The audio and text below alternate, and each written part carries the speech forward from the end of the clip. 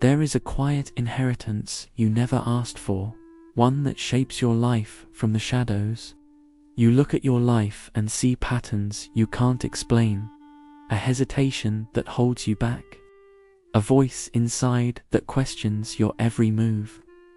This isn't about assigning blame. This is about uncovering a truth you've felt but never named.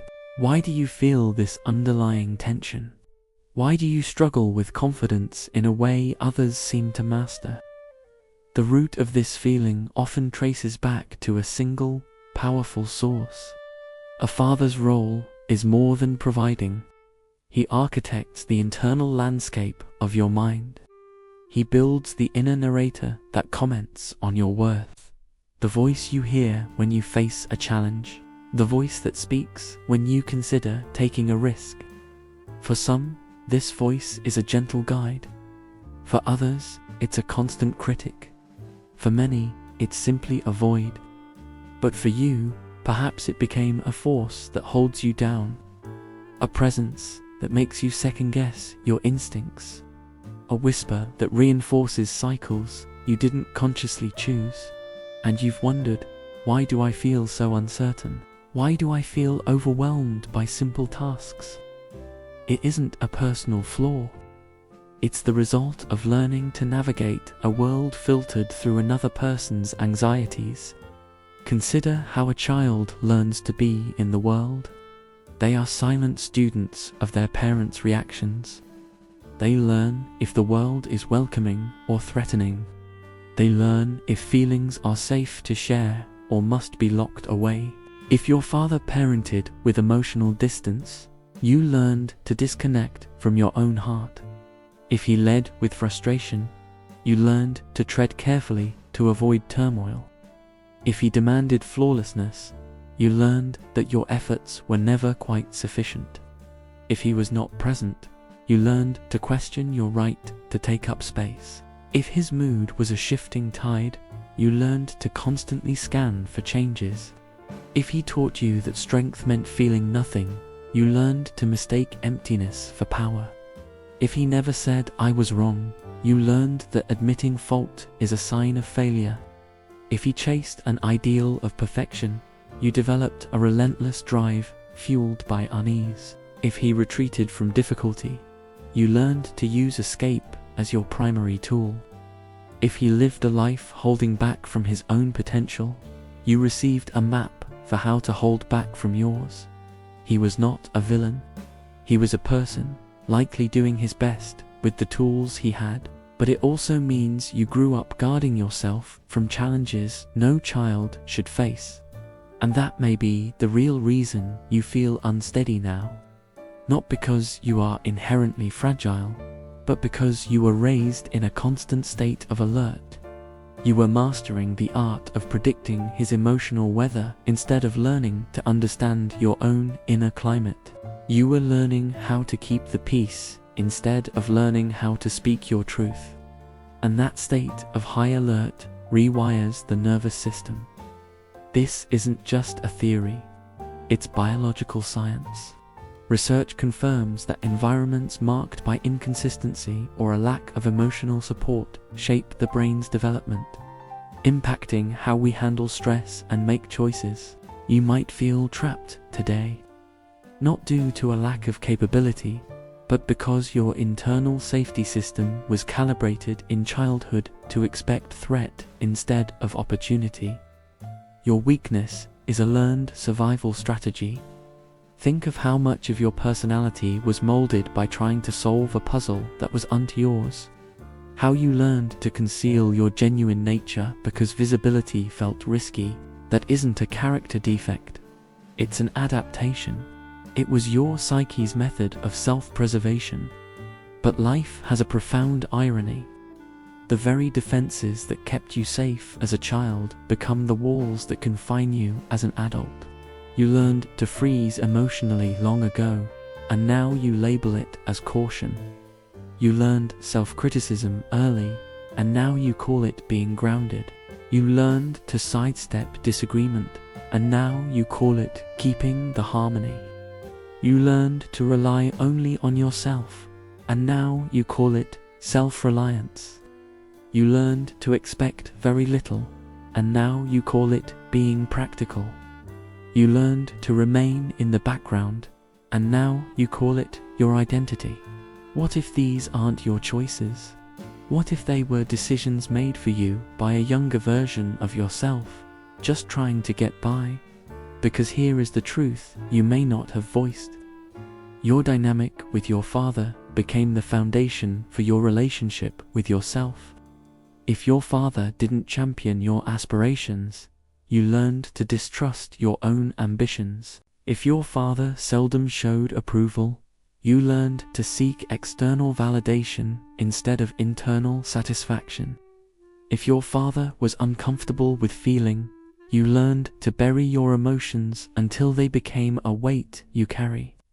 If your father had fears he never faced, you inherited the lingering resonance of those fears. And perhaps what you call a lack of strength is actually a protective mechanism you inherited. But I need you to hear this clearly. You are not obligated to continue living this inherited narrative. We often underestimate how deeply a father's essence imprints itself on his child. Not through his words, but through his energy, through his posture, through his actions, especially when life becomes hard, through the parts of himself he never reconciled. A father, often without knowing, teaches you what to be wary of. A father demonstrates what power looks like. A father shows you how to value yourself. And if he was fighting his own private wars, he may have unintentionally handed you the same weapons. Not on purpose, but by example. You may have grown up believing that suppressing emotion is power, that quietness is wisdom, that never accepting support is autonomy, that putting yourself last is love, that constant busyness is duty, that fatigue is standard, that your value must be earned, not inherent. But look at the cost of these beliefs. Look at how weary you are. Look at how detached you feel from your own life. Look at the silent struggles you fight every day. Look at how you question every choice. Look at how you analyze conversations long after they're over. Look at the discomfort you feel when you receive a compliment. Look at the guilt that surfaces when you allow yourself to pause. Look at the difficulty of speaking your authentic truth. Look at the numbness you experience towards things that should bring you light. This isn't a personal failing. This is emotional conditioning. And we rarely discuss it because it's difficult to admit that the person who influenced us most also designed the invisible obstacles we now face. But healing starts with radical honesty, and honesty starts right here. You did not become this person in a vacuum. You learned your reactions, your protections, your anxieties, your pauses, your hopes, your emotional rhythms, your definitions of power and fragility. They were imparted subtly, daily, by the atmosphere you were raised in. And when people tell you to just be more confident, they don't. Understand that you were raised in a setting where confidence felt unsafe, where being too visible, too assertive, too genuine, too passionate, too feeling, too self-sufficient could create friction or criticism. But here is the part you deserve to know. You can transcend the emotional template you were given.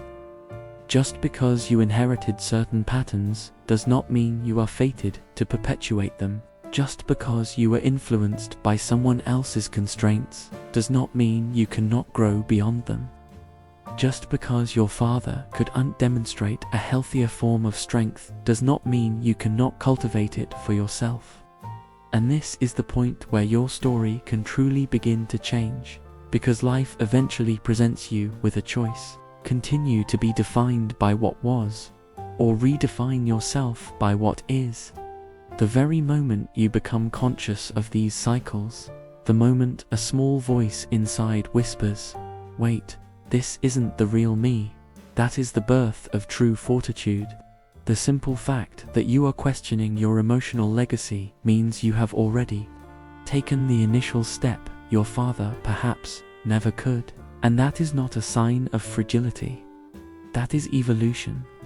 But before you can construct a new self, you must confront a challenging reality, one that many people spend a lifetime avoiding. You must see your father not merely as a parent, but as a human being, a person with his own fears, a person with his own doubts, a person shaped by his own childhood, a person who may have never been given the emotional vocabulary he needed, a person who coped rather than flourished, a person who loved in the only way he understood, even if that way left you feeling misunderstood, a person who might have carried burdens he could never articulate. Grasping this doesn't justify the pain, but it brings clarity. And when you comprehend the origin of your patterns, you stop feeling broken and start feeling conscious. Consciousness is the first stage of liberation. Consciousness is how you start editing your story. Consciousness is how you stop carrying burdens that were never yours to bear. And once you start this process, a shift occurs. A new, resilient strength begins to emerge. Not the strength your father displayed, but a different kind of strength. A strength founded in self-awareness. A strength constructed on understanding. A strength that grows not from pretending to be invincible, but from knowing what made you feel vulnerable to begin with. But here is where the narrative turns. Because when you start to view your father as a fallible human and not an imposing figure, something within you relaxes. Not in a way that diminishes you, but in a way that allows for genuine self-honesty. You begin to understand that the man you knew growing up wasn't the complete picture. He was a product of his own history, his own upbringing, his own unspoken fears. Maybe he never learned how to show affection. Maybe he didn't know how to admit a mistake. Maybe he never received kindness, so he didn't know how to give it. Maybe he never witnessed healthy vulnerability, so he shied away from his own. Maybe he mistook sternness for strength. Maybe he confused domination with care. Maybe he believed that saying nothing was safer because that was the lesson he was taught. And these fragments of him became fragments of you. But here is the pivotal moment. Once you understand where your patterns originated, you gain the ability to question them. You start to notice the instances where you operate from habit, not from your core truth. You begin to catch yourself replaying emotional reactions that no longer serve you. You start to recognize that your inner judge isn't your own voice. It's a reverberation from someone who never learned how to be compassionate with themselves. And that recognition is the dawn of true maturity. Because growing up isn't just about responsibilities and independence. Growing up is the gradual, sometimes difficult process of untangling your identity from your conditioning. It's learning to examine the emotional rules you inherited and asking, do these still help me? It's discovering that power doesn't come from repeating the past. It comes from creating a new future. And perhaps that is where you have been stranded for so long. Not because you lack talent, but because you've never challenged the invisible guidelines your past wrote within you. Rules like, keep your feelings to yourself, don't inconvenience others, manage everything alone, stay quiet, stay agreeable, stay steady, stay predictable, don't let people down, don't show too much, don't request assistance, don't be excessive, don't be too direct, don't reveal any softness. But consider the price of these rules. They taught you how to persist, but not how to thrive. They taught you how to operate, but not how to experience. They taught you how to adjust, but not how to become your authentic self. They taught you how to avoid falling apart, but not how to build a life you love. You survived your childhood conditioning, but survival is not the same as living fully. And this is the part that demands bravery. Questioning the rules you inherited will feel like a rebellion, Not because you are doing something wrong, but because your mind links those rules with security. They shielded you once. They maintained stability. They kept you from confrontation. They kept you from disapproval. They kept you from unease. But you are not that child anymore, and the dangers you were guarding against likely no longer exist. Yet, a part of you still behaves as if they do. That's why you shy away from hard talks. That's why you find it hard to show what you feel. That's why you get anxious when someone asks about your desires. That's why you hold back from saying what you think. That's why you feel overly accountable for other people's moods. That's why you overanalyze minor choices. That's why you withdraw when you most need to connect. That's why you pull back when life invites you to step forward. That's why you seek approval instead of authenticity. That's why you drain yourself trying to be the version of you that makes everyone else comfortable. These are not random behaviors. They are inherited self-protection systems, but there arrives a moment, soft and often unannounced, when you realize the life you're living isn't the life you truly desire. It's the life you learned to tolerate. And tolerating an existence that isn't truly yours is the most draining work there is. You inherited a shadow, not a destiny. So, let me ask you with kindness and directness. When was the last time you asked yourself who you could become if you were unstriving to meet the standards of the father you actually had? Not the idealized version, not the father he could have been, but the father he was. Who would you be if you weren't trying to escape his disappointment? Who would you be if you weren't terrified of making his errors? Who would you be if you stopped living in the emotional aftermath of his quietness, his demands, his unpredictability, his absence? Perhaps this is the moment you understand that your perceived weakness isn't an absence of power. It's an absence of authorization. Authorization you've been waiting your entire life to be given, without realizing you hold the power to grant it to yourself. Because here is the truth you needed to hear. You can outgrow the environment that formed you. You can evolve past the cycles you inherited. You can become a person your father never became. You can heal injuries he never addressed. You can break chains he didn't know how to escape. You can construct an inner world he never knew. And none of that is disloyalty. It's progress. It's growth. It's choosing expansion where he may have chosen contraction. You are not dishonoring him by becoming more. You are honoring the part of him that wished for more, but didn't know the path. And maybe, in a place beyond words, that's what he truly wanted for you. But this change won't arrive from sudden revelations. It won't come from a single instant of understanding. It won't come from grand gestures. Authentic transformation is slower, more subtle. It comes from tiny adjustments made consistently. It comes from selecting a new response in moments where your old programming would typically activate. It happens in the pause before you retreat. The moment you share a small truth you would have once hidden. The moment you request support without apology. The moment you hold your space with calm assurance.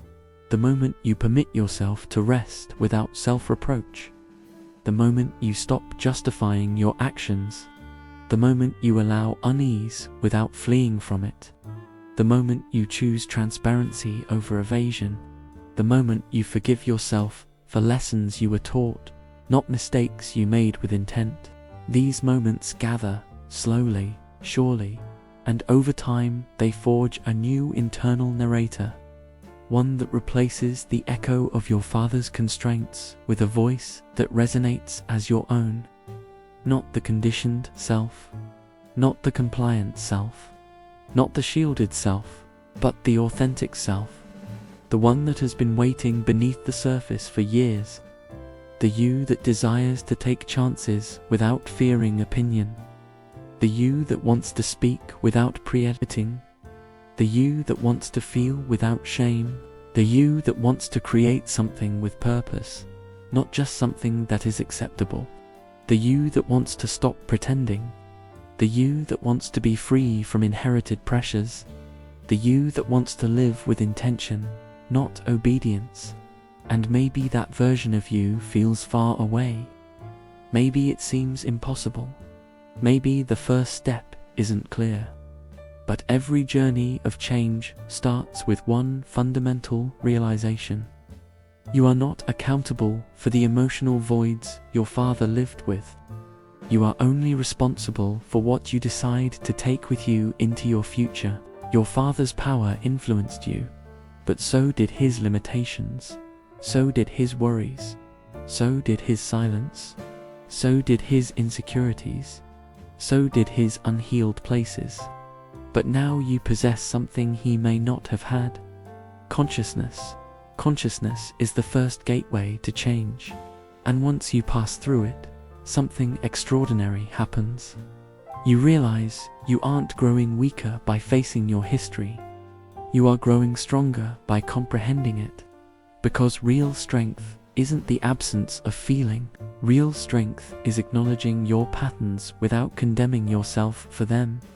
Real strength is viewing your father clearly, his light and his shadow, without letting either dictate your path ahead.